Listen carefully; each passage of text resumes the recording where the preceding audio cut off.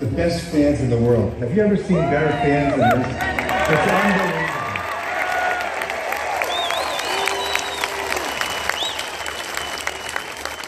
And thank you to all the players that came this week to put on such a great competition.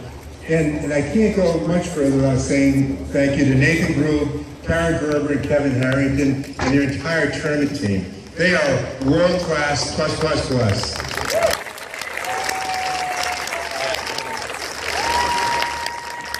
And the last piece is the over 4,000 volunteers that we have.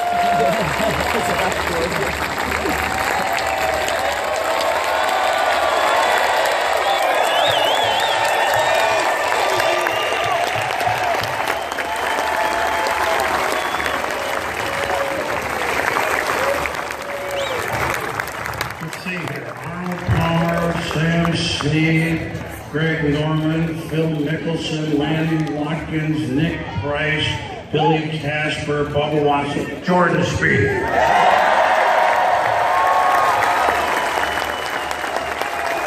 You know, you've never been here.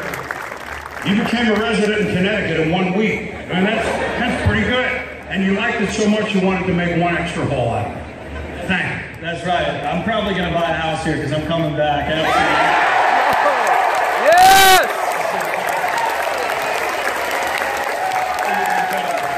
I mean, the #1 team, the second one, and then throughout the round. I mean, you guys kept me in it today. I really appreciate it.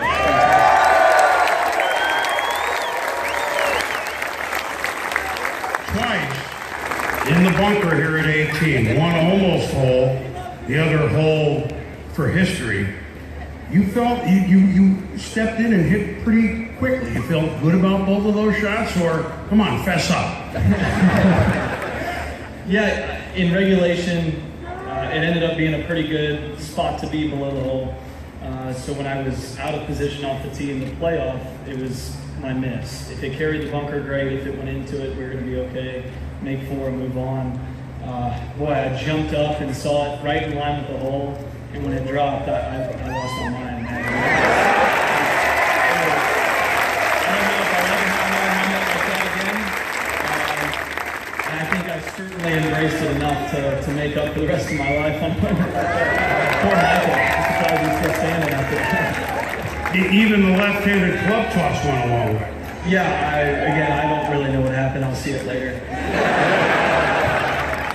You slept on the lead all 3 nights. Now you won 10 times on tour. You won other places. I don't know how many times that particular thing has happened to sleep on it every night, but that is not the easiest way to go. What do you have to tell yourself each night? After the first night, you played great, and then the second, what conversations might you have with yourself on the lead? Well, you're essentially chasing a ghost once you're in the lead, because there's nobody ahead of you that you're obviously trying to overtake. So you're overtaking the score. For me, it was to try to get to 16 under, and I fell short of that today, but that was the goal. Each day was not how do you extend, it was this is our goal for the round. We're going to try and shoot 4 under each round. After we tore up the first day, I had a little bit of leeway with that. But that was the goal today. I told Michael to keep reminding me how many we need, and then obviously you want to adjust based on score on the last 4 or 5 holes. And the last 4 or 5 holes here, anything can happen, and you can make up a lot of ground, and you can lose a lot of ground. It's tough for us to hold the lead on Sunday. I owe a lot to my dad Michael over there for keeping me in it today.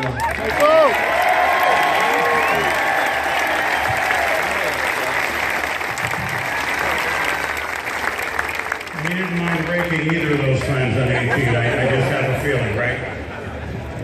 I don't think you right the second time. Sorry. Tomorrow, there's an event here tomorrow. We got our best men on. 15 twice, Saturday and Sunday, when 14 didn't go well. 15 you hit great shots to get right back on the train. You just flushed 14. I mean, both of those were tough shots too. Almost hole 15 yesterday for you. Yeah, neither tee shot was very good, but we got up there, calmed ourselves down, and yesterday was a phenomenal bunker shot, and today, just get it on the right tier, and from there everything's pretty flat. It was a huge putt. I had looked at the scoreboard by then. That was kind of the first time today, and saw Daniel. And you don't want Daniel as the guy right behind you. He's a killer. He's got ice in his veins, and he's going to win many times out here.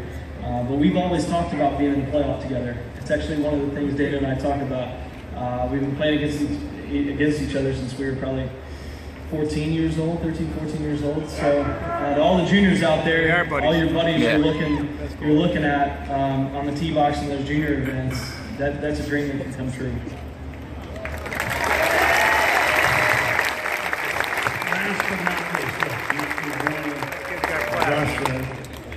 The Open, you're only 23, you got a lot coming.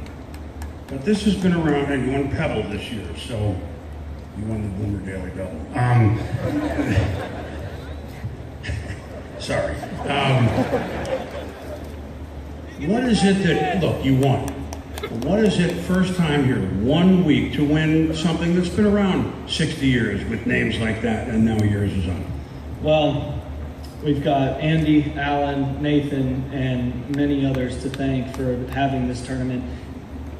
They've come to me as tournament directors do throughout the year. They never pressed. They just always said, "Hey, we'd love to have you. We think you'd really like our event, and we think that we have the best fans in the world." And they truly believe that. And our welcoming we got this week was really special. And yeah, a tournament with this much history, it's fantastic. It is truly an honor, and a tournament that actually has a lot of phenomenal finishes on 18. Last year with Russell, Bubba's hit one, almost made it. It's cool. It's cool to come to a course that I've always watched on TV and thoroughly enjoy it. It's going to be one on our schedule going forward. Not because we're wrong, but for a lot of reasons. Also, I think the volunteers deserve a round of applause. It's just 4,000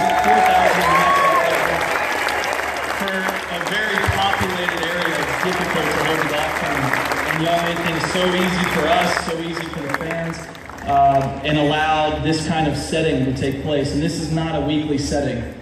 This is really special. Ladies and gentlemen, I'm going to say it. Connecticut's own Jordan Spieth, our champion in 2017.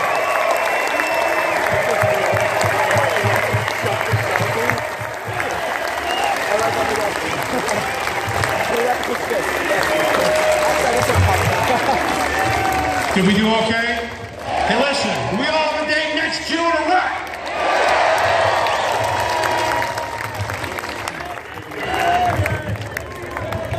Thanks for coming. Drive home safely. Take the rest of the night off.